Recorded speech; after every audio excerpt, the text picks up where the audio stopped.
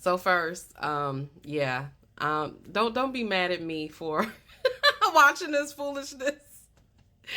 This is one of those documentaries that if somebody didn't tell you it was a true story, you would honestly feel like the craziest person made this up because you couldn't possibly believe that it's true.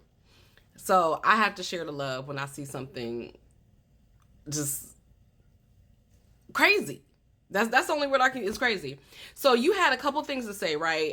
This was a multiple, and I can't get to the most. So, but you said yes, there's definitely something not right with her. She giggled throughout the documentary. She was giggling, and then I think you made a statement about the husband nailing it, and then talking about the brother when he broke down at the end. So what's really interesting in this documentary, and part of the reason why it was so impactful for me, right? It's like I said, I didn't know anything about this case. I'd never heard of it.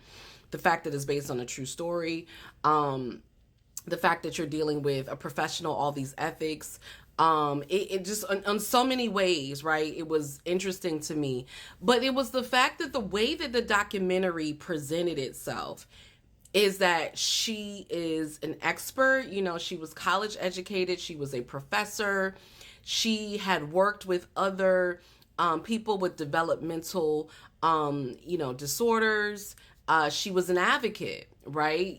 They talked a little bit about her childhood and the work that her mother did. So she really views people with developmental disorders and really any kind of disorders as human beings, right? Which we all should, right? But really looking at them as intellectual equals because of how she was raised. So they set all of that up.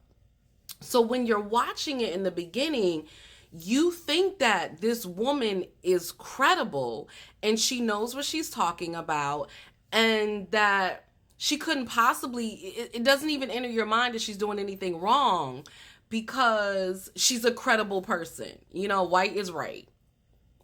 Call it what it is. And so what this documentary does is presents that heavy, but then they don't present enough of the twist where I feel like I'm missing something.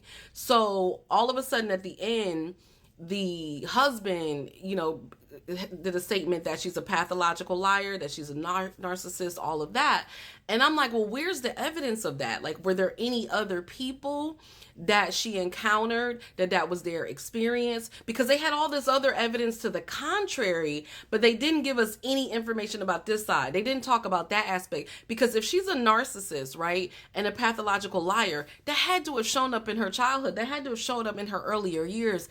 That didn't just happen.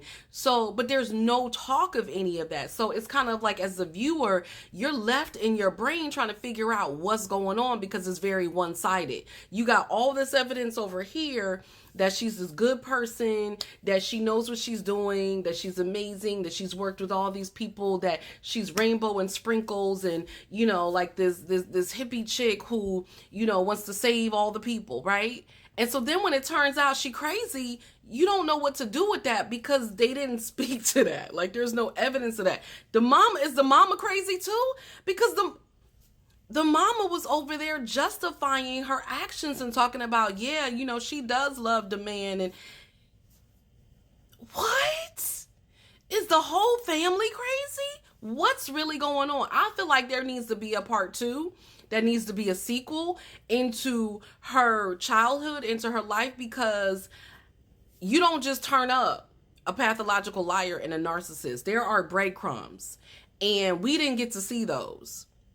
Right. And so, yeah, she was giggling, and she was talking about the fact that he seduced her.